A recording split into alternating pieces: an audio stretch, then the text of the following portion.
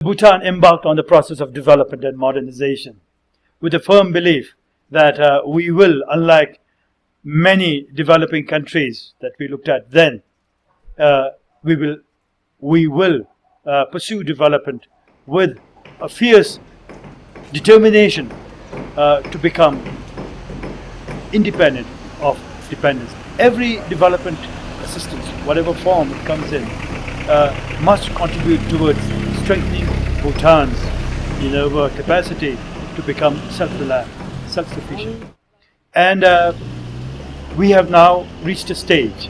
By the time my government came into being, we had reached a stage when we can talk about when Bhutan will no longer depend on ODA. So the kind of economy that we are building is a sustainable and green service economy, taking advantage of how we are very advantageously placed between the two most populous countries in the world, but more importantly, two most rapidly growing economies in the world. So we feel that Bhutan can and must take advantage of the opportunities to provide services of the kind and of the quality that for which there will be growing demand. And so we look at tourism, for instance, as a major growth area. Then again, without compromising the policy of high value, low impact tourism. We see Bhutan as a country that could become an attractive destination for investment, in high quality health services and high quality education, given several unique selling points that we have. Very peaceful country, very green, interesting culture, and so on. We also see Bhutan as a country, especially like Singapore. We are an Anglophone country. English is taught in our schools from year one, and we feel that we could also become an interesting, attractive destination for high quality education.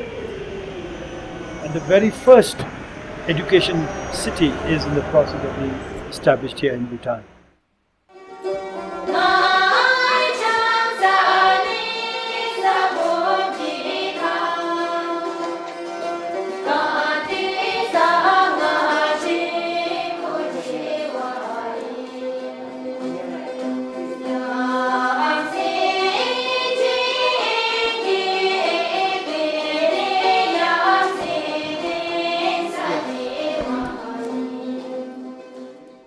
We have only begun to tap, our hydropower development potential.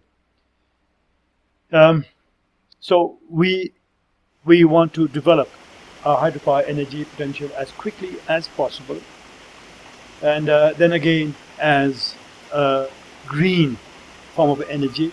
Hydropower is not necessarily green, but in the way in which it is extracted here, it is generated here in Bhutan as what they call run of the river schemes.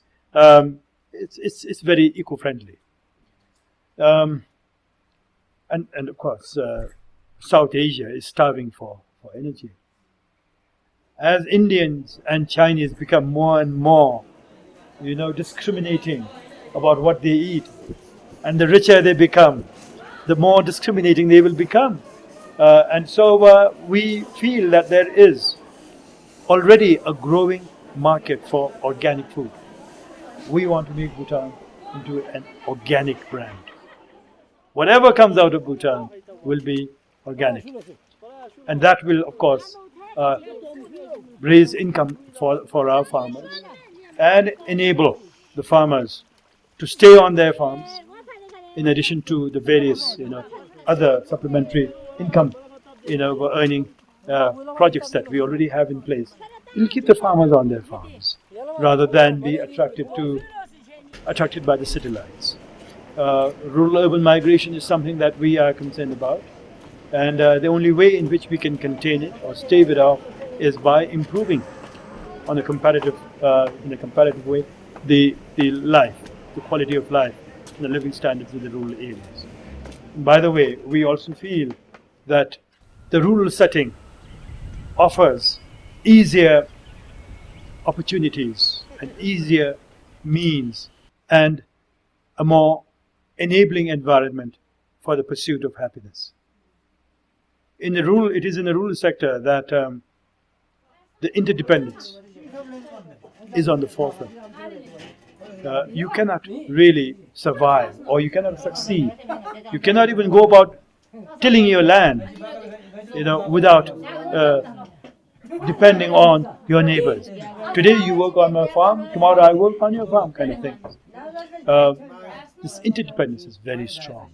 And in this rural setting, spirituality is also something that is more in the mind than for those of us who live in the cities.